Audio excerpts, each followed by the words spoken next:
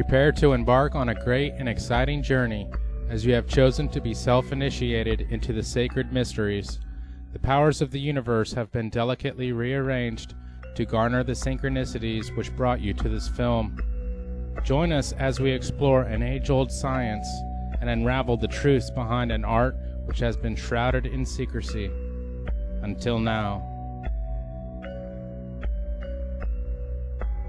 Alchemy is a sacred science that's been practiced for thousands of years. Many would argue it's as old as civilization itself. The word alchemy translates al, Kemet, or from Egypt, as Egypt was well known as Kemet in ancient times. Kemet means the Black Land, as Egypt was well known for this due to their highly fertile soils along the Nile.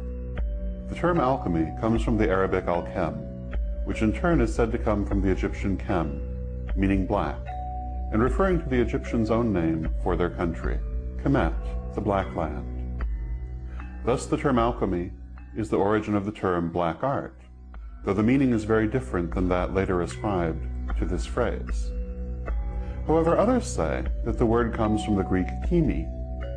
Considering that the Egyptians and the Greeks were in close contact for hundreds of years, and that the Greeks in fact ruled Egypt through the Ptolemaic dynasty for 300 years, and that each seriously influenced the culture of the other, the term could very well be a play on both words.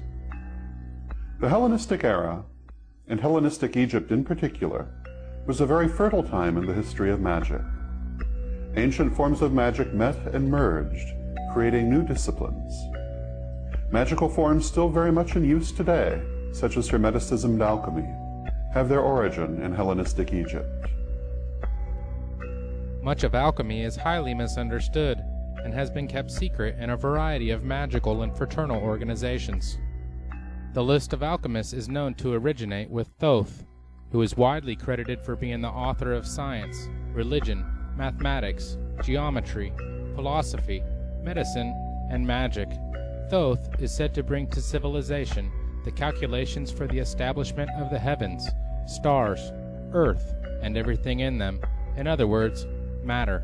Compare this to how his feminine counterpart, Mot, was the force which maintained the universe, otherwise, spirit. The unification of matter and spirit became a centerpiece in alchemical thought. As the teaching spread, Thoth became known in other cultures as the Greek god Hermes. The two formally became the same as Hermes Trismegistus, of which he is currently known. This was the birth of the Hermetic tradition, and remains the same in many aspects today. One of the foundational manuscripts of alchemy is known as the Emerald Tablet, which is said to contain the secrets of the art. Many translations are available. Perhaps one of the most well-known was done by Isaac Newton. "'Tis true without lying, certain and most true. That which is below is like that which is above, and that which is above is like that which is below, to do the miracles of one only thing. And as all things have been and arose from one by the meditation of one, so all things have their birth from this one thing by adaptation. The sun is its father, the moon its mother. The wind hath carried in its belly, the earth its nurse. The father of all perfection in the whole world is here. Its force or power is entire if it be converted into earth. Separate thou the earth from the fire, the subtle from the gross, sweetly with great industry. It ascends from the earth to the heaven, and again it descends to the earth, and receives the fourth things superior and inferior. By this means you shall have the glory of the whole world, and thereby all obscurity shall fly from you. Its force is above all force, for it vanquishes every subtle thing, and penetrates every solid thing. So was the world created. From this are and do come admirable adaptations, whereof the means or process is here in this. Hence I am called Hermes Trismegistus, having the three parts of the philosophy of the whole world. That which I have said of the operation of the sun is accomplished and ended." Famous alchemists have included the likes of Pythagoras, Galileo, Da Vinci, and Isaac Newton. Newton was not only the father of physics, he tried to be the father of chemistry as well. Except back then in the 1600s, they called it alchemy. So we have to realize that science, as noble as it is, has very humble beginnings. In fact, Many researchers feel very strongly about how important the teachings were and the influence alchemy has had on many of the great minds of our time. The secret teachings were known as esoteric or occult or symbolist teachings and were held to contain the secrets of the universe and the keys to great magic. Those who were allowed to receive the mysteries often went on to join a who's who of historical movers and shakers. Pythagoras, Plato, Aristotle, Galileo, Copernicus, Da Vinci, Kepler, Isaac Newton, Napoleon. They were rewarded for their pursuit of the ancient wisdom with not just knowledge, but a new way of thinking that allowed them to write their names in human history. Hermeticism and the writings from the Hermetica were held to be the Western retelling of the wisdom from the mystery schools. They contained, albeit in a degenerated form, strains of the ancient wisdom said to have been passed down from the gods. There are fragmentary Hermetic texts dating from, dates in dispute, but dating from 3rd, 2nd, 1st centuries AD, in which the language and mode of expression is ancient Greek, but the subject matter is, if not entirely, largely derived from, or actually a part of, the ancient Egyptian doctrine of the transformation of the soul. This is the basis of the Hermetic belief, and it then proliferates into those various disciplines, is practiced in one form or another throughout Islam, percolates up into Western Europe in the Italian Renaissance, and then occupies much of the minds and hearts and studies of major Renaissance figures, up to and including Isaac Newton, who actually spent much more time of his life studying alchemy and number symbolism than he did studying what would now be modern science. This is an acknowledged fact that is seldom acknowledged by modern scientists, but as a matter of fact, Newton might be called not one of the last, certainly, but one of the most eminent of the Hermeticists. The alchemist's journey is known as the Great Work and is broken down into several chemical, psychological, physiological, societal, and planetary levels. The alchemists work with what is known as the 3 primes, or tria prima. These are sulfur, the omnipresent spirit of life; mercury, the fluid connection between the high and the low; and salt, base matter. The 4 elements are also very important to the alchemist and stand as primary principles: fire, water, earth, and air. All play an integral part in the alchemist's studies.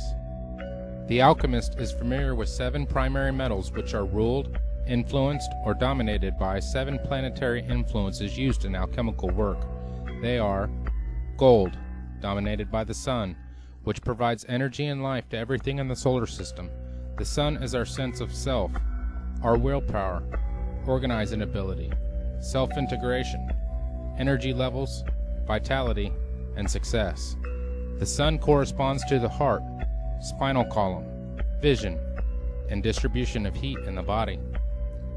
Silver, dominated by the moon, which influences water, growth, fertility, conception, emotions, instinct, subconscious, psychic phenomenon, collective consciousness, rhythms and cycles, genetics, and cultural heritage. The moon corresponds to the brain, female organs, stomach, and all fluids in the body. Copper, dominated by Venus, which influences herbalism, spagyrics, magic, arts, music, poetry, design, theater, harmony, proportion, integration, meditation of opposites into a whole, odors, perfumes, and love. Venus corresponds to the skin, kidneys, perspiration, transformation and enrichment of substances within the body, sexual organs, and smell. Iron, dominated by Mars, which influences intense and often violent energy that brings dynamic power to all it encounters. It increases psychic ability as well as motion and power in the physical realm. Mars corresponds to the muscular system, male sexual organs, marrow, blood formation, adrenaline, and the purging of the body to maintain health. 10. Dominated by Jupiter, which influences good health, wealth, philosophical and religious matters, ceremony, and the enjoyment of life. Jupiter corresponds to the liver, arteries of the stomach and abdomen, digestion and assimilation of oxygen and nutrition, antibiotic functions, cell growth, and general energy levels. Mercury, dominated by Mercury, which influences communication, commerce, initiation into the mysteries, alchemy, Kabbalah, astrology, magic, writing, transmission of information, nerves, dexterity, mental skills, and speedy distribution of energy. Mercury corresponds to the nerves, speech, hearing, coordination between thoughts and speech or actions, throat, thyroid, nervous system, and spinal fluid. Lead, dominated by Saturn, which influences old age, chronic disease, karma, and learning. Saturn corresponds to the bones, teeth, spleen, hair, minerals in the body, joints, and flexibility. Calcination is the first of the following 7 major operations in the alchemy of transformation. Chemically, the calcination process involves heating a substance in a crucible or over an open flame until it is reduced to ashes. In the Arcanum experiment, calcination is represented by sulfuric acid, which the alchemists made from a naturally occurring substance called vitriol. Sulfuric acid is a powerful corrosive that eats away flesh and reacts with all metals except gold. Psychologically, this is the destruction of ego and our attachments to material possessions. Calcination is usually a natural humbling process, as we are gradually assaulted and overcome by the trials and tribulations of life, though it can be a deliberate surrender of our inherent hubris gained through a variety of spiritual disciplines that ignite the fire of introspection and self-evaluation.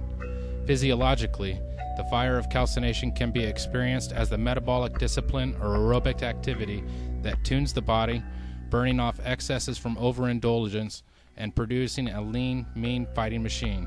Calcination begins in the base or lead chakra at the sacral cup of the base of the spine. In society, the calcination is expressed in the lives of revolutionaries, conquerors, and other warriors who try to overthrow the status quo. On the planetary level, it is the fire of creation, the formation of a livable environment from molten matter and volcanic ashes.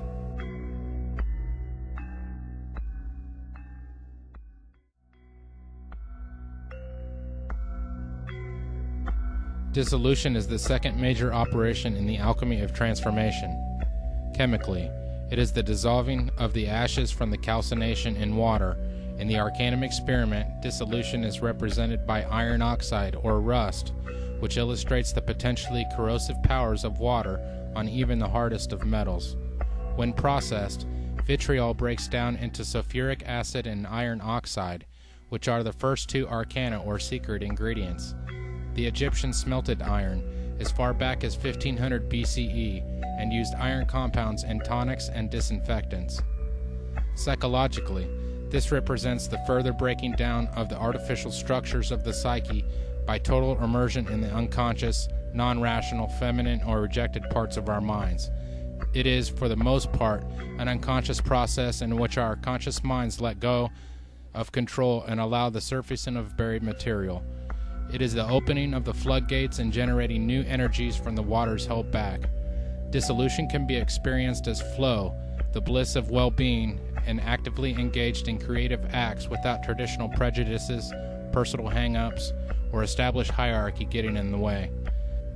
Physiologically, dissolution is the continuance of the Kundalini experience, the opening up of energy channels in the body to recharge and elevate every single cell. Dissolution takes place in the genital or 10 chakra and involves the lungs and spleen. In society, the process of steady growth through gradual dissolution is examined by agrarian, monastic, or agricultural-based lifestyles. On the planetary level, dissolution is the great flood, the cleansing of the earth of all that is inferior. Separation is the third operation of transformation in alchemy. Chemically, it is the isolation of the components of dissolution by filtration and then discarding any ungenuine or unworthy material. In the Arcanum experiment, separation is represented by the compound sodium carbonate, which separates out of water and appears as white soda ash on dry lake beds. The oldest known deposits are in Egypt. The alchemists sometimes refer to this compound as natron, which means the common tendency in all salts to form solid bodies or precipitates. Psychologically, this is the process of rediscovery of our essence and the reclaiming of dream and visionary gold previously rejected by the masculine, rational part of our minds. It is, for the most part, a conscious process in which we review formerly hidden material and decide what to discard and what to reintegrate into our refined personality. Much of this shadowy material is things we are ashamed of or were taught to hide away by our parents, churches, and schooling. Separation is the letting go of the self-inflicted restraints to our true nature so we can shine through. Physiologically, separation is the following and controlling the breath in the body as it works with the forces of spirit and soul to give birth to new energy and physical renewal. Separation begins in the navel or iron chakra, located at the level of the solar plexus. In society, separation is expressed as the establishment of clans, cities, and nationalities. Separation on the planetary level is represented by the formation of land masses and islands from the powerful forces of air, water, earth, and fire.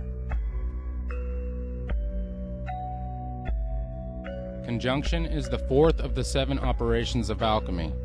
Chemically, it is the recombination of saved elements from separation into a new substance. In the Arcanum experiment, conjunction is symbolized by a nitrate compound known as cubic saltpeter or potassium nitrate, which the alchemists called natron, or simply salt. Blue-colored natron acid, or aqua fortis, was made by mixing potassium nitrate with sulfuric acid and was used to separate silver from gold. The inert residue precipitated from the acid during the reaction, like a child being born. Psychologically, it is the empowerment of our true selves, the union of both masculine and feminine sides of our personalities into a new belief system or intuitive state of consciousness. The alchemists referred to this as the lesser stone, and after it has been achieved, the adept is able to clearly discern what needs to be done to achieve lasting enlightenment, which is the union over the self, and often synchronicities begin to occur and confirm that the alchemist is on the right track. Physiologically, conjunction is using the body's sexual energies to perform transformation. Conjunction takes place at the level of the heart or copper chakra. In society, it is the growth of crafts and technologies to master the environment. On the planetary level, conjunction occurs when primordial life forms are created from the energies of the sun or lighting. Fermentation is the 5th operation in the alchemy of transformation.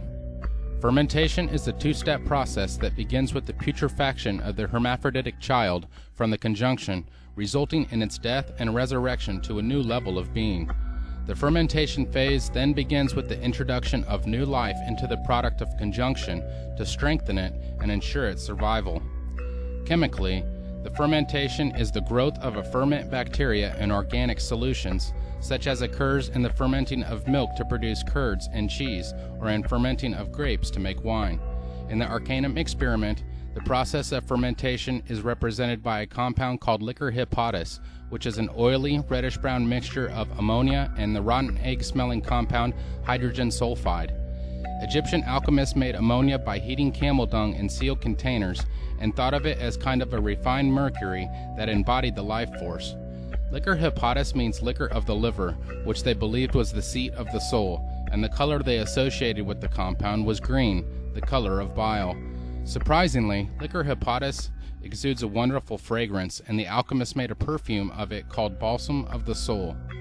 Psychologically, the fermentation process starts with the inspiration of spiritual power from above that reanimates, energizes, and enlightens the alchemist. Out of the blackness of his putrefaction comes the yellow ferment, which appears like a golden wax flowing out of the foul matter of the soul. Its arrival is announced by a brilliant display of colors and meaningful visions called the peacock's tail. Fermentation can be achieved through various activities that include intense prayer, desire for mystical union, breakdown of the personality, transpersonal therapy, psychedelic drugs, and deep meditation. Fermentation is the living inspiration from something that is totally beyond us. Physiologically, fermentation is the rousing of living energy, chi or kundalini, in the body to heal and vivify. It is expressed as the vibratory tones and spoken truths that emerge from the throat or Mercury chakra. In society, the fermentation experience is the basis of religion, and on the planetary level, it is the evolution of life to produce higher states of consciousness.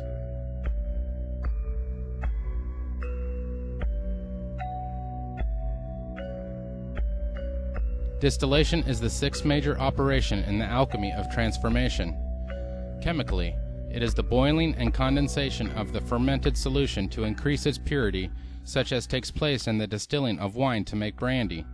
In the Arcanum experiment, distillation is represented by a compound known as black pulvis solaris, which is made by mixing black antimony with purified sulfur.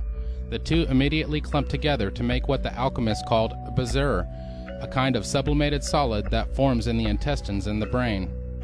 Psychologically, distillation is the agitation and sublimation of psychic forces is necessary to ensure that no impurities from the inflated ego or deeply emerged id are incorporated into the next and final stage.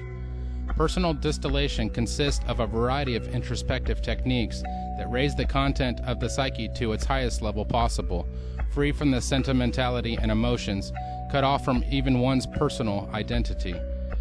Distillation is the purification of the unborn self, all that we truly are and can be.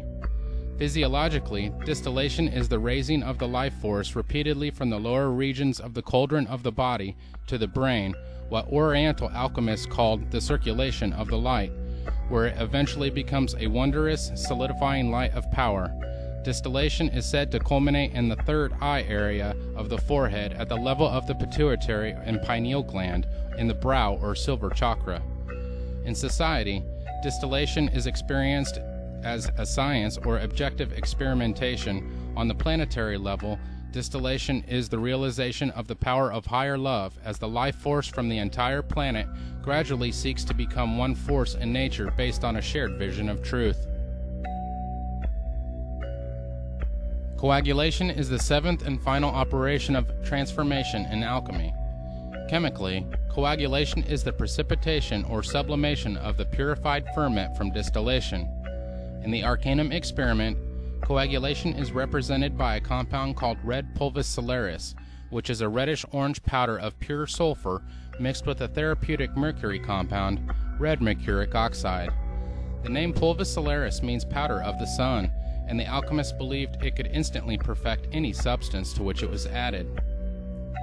Psychologically, coagulation is first sensed as a new confidence that is beyond all things, though it may be experienced as a second body of golden coalesced light, a permanent vehicle of consciousness that embodies the highest aspirations and evolution of the mind. Coagulation incarnates and releases the ultimate materia of the soul, the astral body, which the alchemists also referred to as the greater or philosopher's stone. Using this magical stone, the alchemists believed that they could exist on all levels of reality. Physiologically, this stage is marked by the release of the elixir in the blood that rejuvenates the body into a perfect vessel of health. A brain ambrosia is said to be released through the interaction of light from the phallic-shaped pineal gland and matter from the vulva of the pituitary. This heavenly food, or viaticum, both nourishes and energizes the cells without any waste products being produced. These physiological and psychological processes create the second body, a body of solid light that emerges through the crown or gold chakra. In society, it is the living wisdom in which everybody exists on the same light of evolved consciousness and knowledge of truth. On a planetary level, coagulation is the return to the Garden of Eden, this time on a higher level in tune with the divine mind.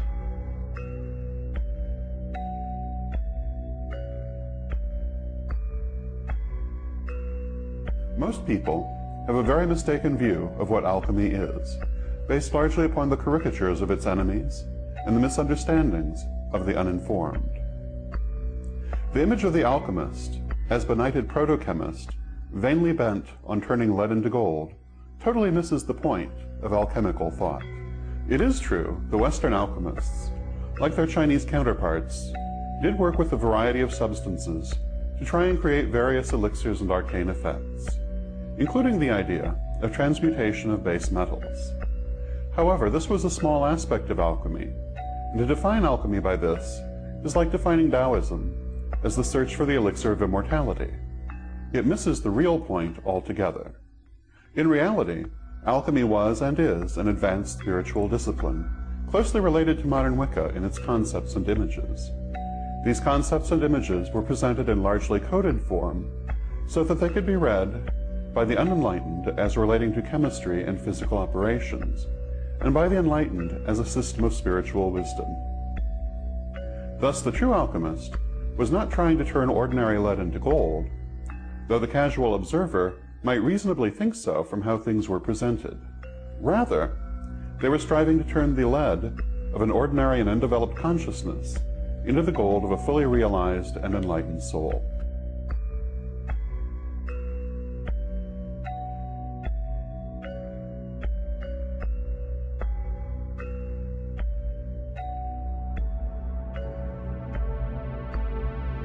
The successful result of the alchemical process was the creation of the Philosopher's Stone. Like a true symbol, the steps can be applied to many things. It is the process, the machine. What you put into it metaphorically will undergo the archetypal steps if carefully attended by the alchemist and culminate in a higher state, the alchemical gold, charcoal into diamond. When we use charcoal as the focus of an alchemical operation, we begin by recognizing that its essential ingredient, carbon, is the materia prima that will emerge perfected as the diamond.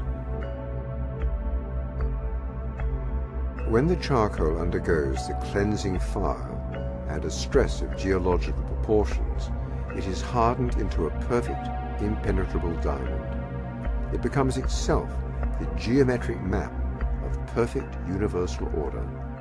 From the highest spiritual registers to the lowest physical realms, the universal order can be seen as the lattice which guides the growth of the vine, as an archetype that guides and supports life on the material plane. While many agents can be introduced into this machine and undergo the archetypal steps to its perfection, the one to which the most closely guarded alchemical allegory and occult law is addressed is consciousness itself. This is the essence of the great work, the application of this special key to this mysterious universal formula. The key directs the alchemical process to the materia prima of our very consciousness, our awareness, ourselves, our mental selves, or spiritual selves. Consciousness is the materia prima.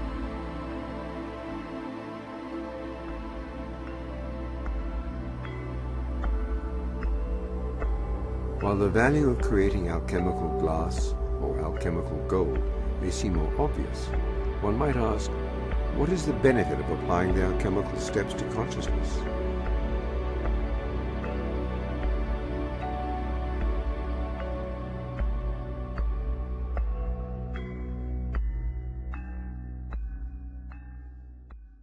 Like modern Wicca, alchemy saw the world as a male-female duality. Alchemical ideas about this duality are strikingly similar to Wiccan ideas about goddess and god. The masculine polarity was thought of as red and fixed, the feminine polarity as white and volatile. The union of these two produced the physical world. The great work, or alchemical marriage, was the quest to unite and transcend this duality. It is the great work which is often mistakenly described as the quest to transmute base metals. The great work began with what is termed materia prima. This is the ordinary state of being, the lead in the analogy. The great work ended in the creation of the Philosopher's Stone. This is enlightenment, or the gold of the analogy. The materia prima was considered to have both a masculine and a feminine aspect, which were in opposition within it, until brought into alignment through the great work, hence the term alchemical marriage. The great work has three main parts: the nigredo, the albedo, and finally the rubedo. These correspond to the sacred colors of the Wiccan goddess: black, white, and red. In addition, a fourth stage, called the cauda pavonis, marked the transition between nigredo and albedo. Symbolically, the materia prima was placed into an athanor, or alchemical furnace, which subjected it to steady pressure and reduced it to its constituent parts. This residue was the nigredo, the destruction of preconceived forms considered necessary for new growth to occur. What this really means is that before one can grow spiritually, one must first eliminate old ideas and limitations. As the Zen Buddhists say, only an empty bowl can be filled. Alchemists describe this principle through the maxim, "No generation without corruption," an idea similar to the Wiccan "To rise you must fall." New growth cannot take place until the old is cleared away. The nigredo then fermented until at length the cauda pavonis occurred. This was portrayed as a light show of many colors. This means that when we have purified ourselves of old ideas, we may then experience many new ideas, and indeed will at first run riot with them, learning all we can from all sources. During this period, we may in fact be bedazzled or blinded by the newfound light. But through the application of self-control, we can learn to discern what is helpful to our growth and what is merely entertaining. After the cauda pavonis, the subject must be purified, resulting in the albedo. The albedo is a pure and receptive spiritual state. This means that after initial euphoria, a more controlled spiritual growth may unfold, elevating and expanding the consciousness. Finally, after being subjected to pressure again, the albedo becomes activated as the rubedo. What this means is that spiritual knowledge, to be valuable, must be put into practice. No matter how deep the ideas, or how great the abilities, they mean nothing if they are, as Mabel Heikerel once put it, left on a shelf to gather dust. Thus old ideas must first be transcended. Then controlled spiritual growth can lead to spiritual enlightenment, which must be put into practice to be of value. This is, of course, an oversimplification, in that it is the opposite of the alchemist's own tendency, which was to overcomplication. Like the ceremonials, alchemists phrased their writings in intentionally obscure wording, ostensibly to shield their teachings from those they considered unworthy. It also served to shield themselves from persecution by religious fanatics. Alchemists used a rich symbology that included elemental, planetary, and mineral symbolism, as well as a good dose of ancient paganism. One of the principal themes of alchemical symbolism is the union of opposites, which is expressed in many ways throughout alchemical art. Such familiar figures as the four elements, the twin dragons, and the Ouroboros, the great serpent of the universe eating its own tail, were of great importance in alchemy. The masculine principle was likened to the sun and also to sulfur, while the feminine was considered lunar and likened to Mercury. The inner fire, what we today call the eternal flame or the divine spark, was described as a salt. It is this mineral symbolism above all which has led to the idea that alchemy was entirely concerned with protochemistry operations. True, alchemists did engage in such protochemistry operations in the belief that it would shed light on their spiritual operations under the credo, as above, so below, which is a principal pillar of alchemical thought, as of modern Wiccan thought. However, it was a dilettante alchemist who misunderstood the spiritual nature of the teachings and turned instead to chemical operations, not realizing that they were a code for higher knowledge. And now we can see the big picture coming into focus. Could that spark of consciousness in us all be connected to spiritual enlightenment? And by intense focus on the development of consciousness, could alchemists truly reach these levels? Even modern science is beginning to tell us a great deal about our consciousness and its connection to the rest of the infinite universe. Our knowledge of the power of the human brain has seen great strides in recent years, and possible interactions with certain glands such as the pineal are continually being investigated with many successes. In his groundbreaking book detailing his research, Dr. Rick Strassman outlines his discoveries with the pineal gland and a substance known as dimethyltryptamine, or DMT, while administering the substance to a controlled group of volunteer patients. DMT is the most potent psychedelic known thus far, is highly illegal in nearly everywhere in the world, yet it appears to be produced naturally by our pineal gland during REM stages of sleep, deep meditation, and possibly during fetal development and near-death and death experiences. The patients also reported extremely intense spiritual experiences, many of which were frightened to a fear of death due to its intensity. Could this be the sacred and mysterious, divine nectar-like substance produced in the brain during the latter levels of spiritual enlightenment, as described by the alchemists? These questions have profound implications, as much of this knowledge has been occult or secret, found only in magical and hermetic societies. Millions of Hindus bathe where the sacred Ganges and Juma rivers meet. The scriptures tell how the divine nectar, which is said to confer immortality and everlasting bliss, was once spilled into the rivers during an epic fight between the demons and the gods. They believe that from their scriptured legends, they might be able to thereby speed their way to nirvana and be spared the pain of countless rebirths in man's universe. Amazingly, this appears to be a universal aspiration of the alchemist as well. Many say this substance occurs as the activation of the Ajna chakra, or third eye, takes place. This is where the sun and the moon, the masculine and feminine, right and left brain become balanced and synergistic. This makes sense scientifically, where the brainwave patterns of each hemisphere could create a magnetic field by this balance in the exact location of the pineal, located within the hypothalamus in the center of the brain. Within nearly every culture that has existed, there is a reference to the activation of the third eye, or Ajna chakra. This is no coincidence, but rather something that even science should be inclined to research due to its statistical probability alone. In actuality, there is quite a bit of substantiated evidence of this sacred science being all that it's described as, and more, when one has the keys to its meaning and applies it diligently to their life. Should alchemy continue to be unknown and hidden within the areas such as the Vatican and secret societies who wish to withhold it from mankind? Or should the knowledge and light be given to those that seek, as Prometheus did when he stole the fire from Zeus and gave it to mankind?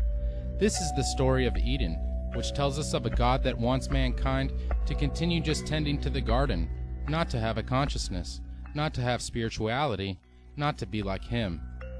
It is our destiny to re-enter Eden, and freely eat from the tree, and drink from the waters of life.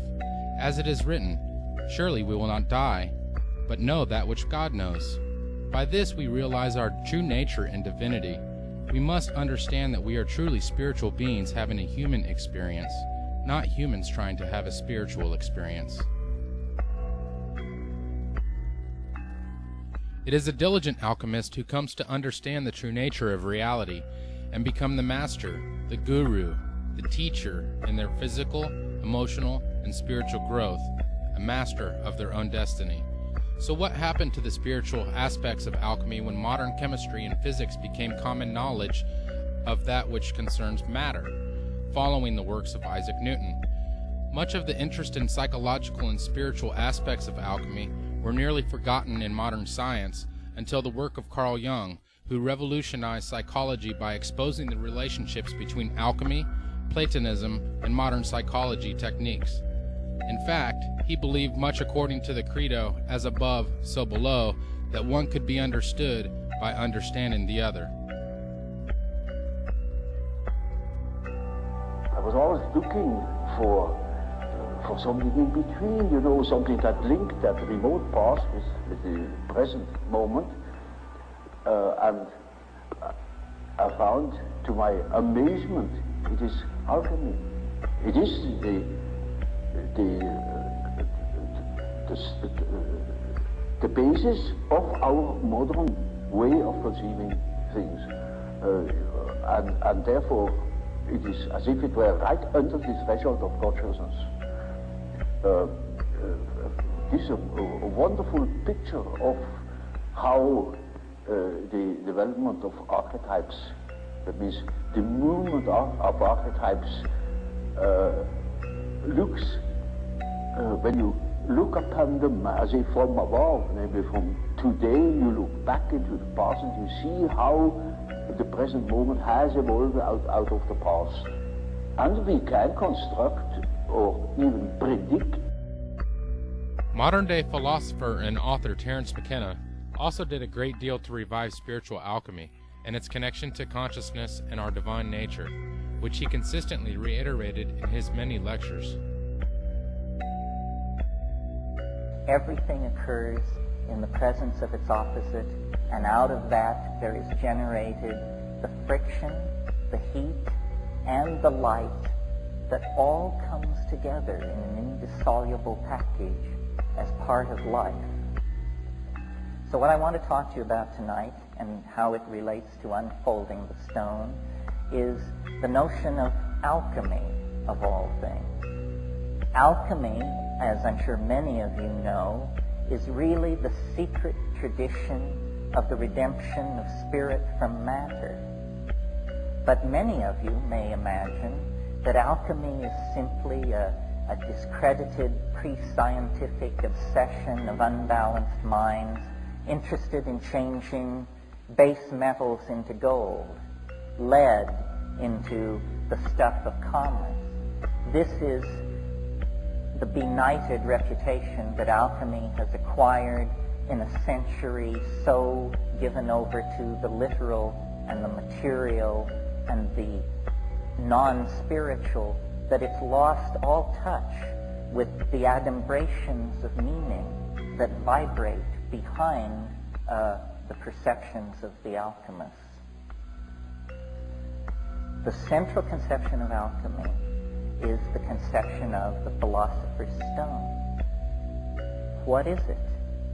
It's the universal panacea at the end of time. It's the chocolate cake that your mother made once a week when you were a child, the panis supersubstantialis.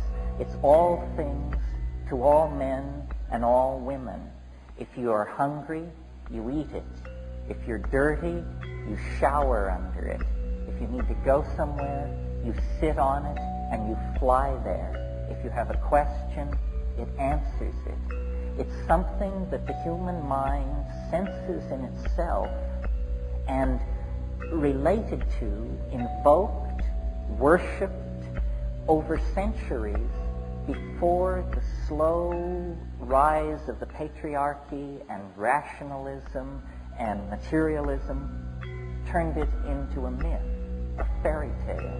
It is not a myth or a fairy tale. It is the burning primary reality that lies behind the dross of appearances.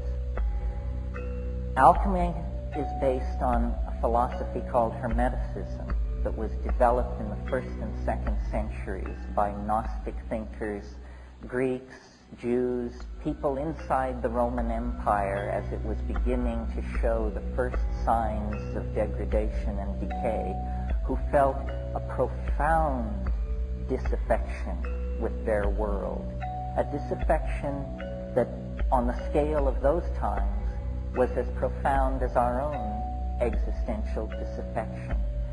And the Hermetic philosophers drew back from the rise of Christianity with its doctrine of the fall of man and original sin and the stain of Adam and Eve and that whole thing, and took a different tack and made 2 points which I think we need to recover and live out for ourselves.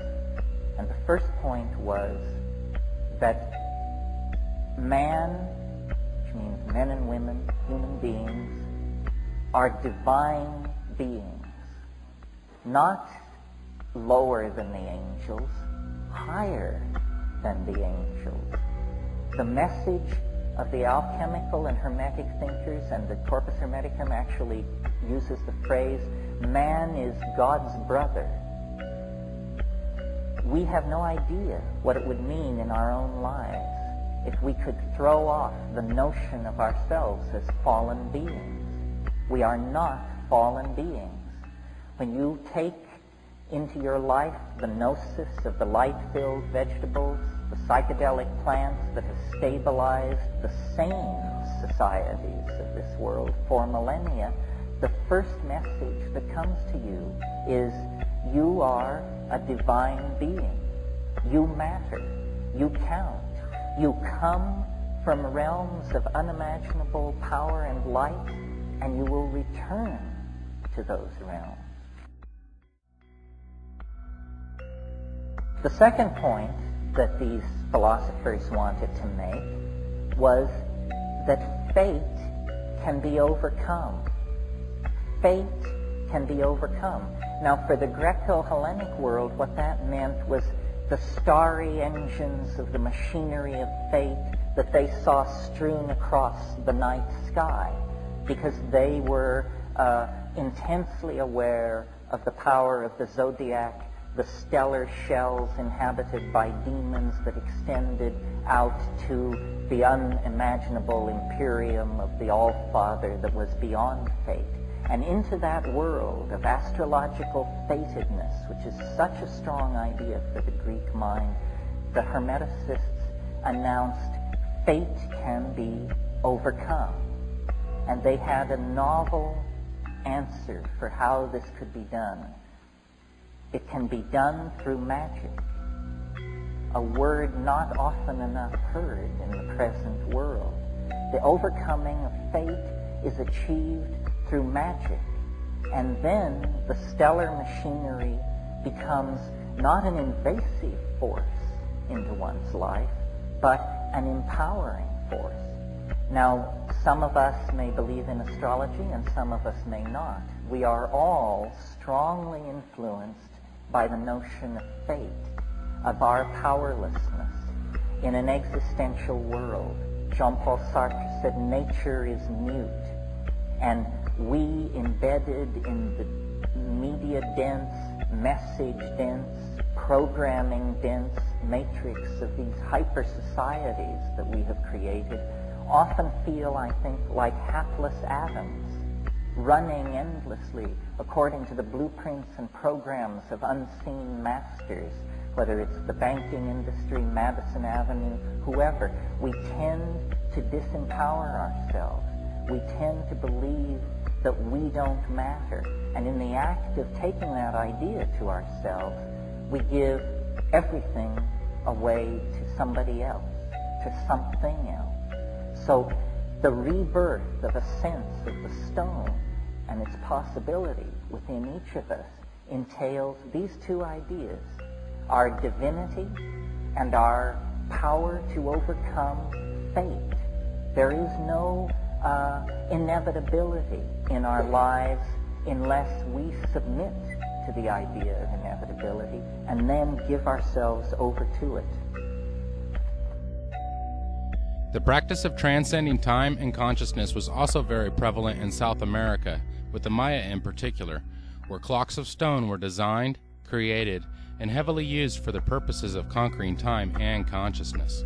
This also seems to be closely associated with the detailed understanding of astrology and how the earthly realm and spirit realm are connected. Needless to say, the universal truths found in the path of alchemy are deeply embedded in some way into almost every culture.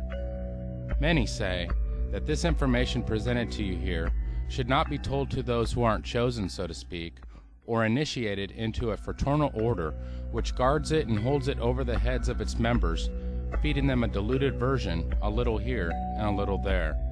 However, this is a crumbling ideology, and it is our belief that we are all chosen, and many of us simply have yet to realize our universal calling.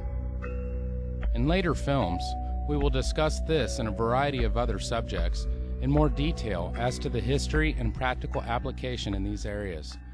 We hope that you have enjoyed this film and that it has cleared up some of the misconceptions about this very sacred science, the great work and Alchemy, Sacred Secrets Revealed.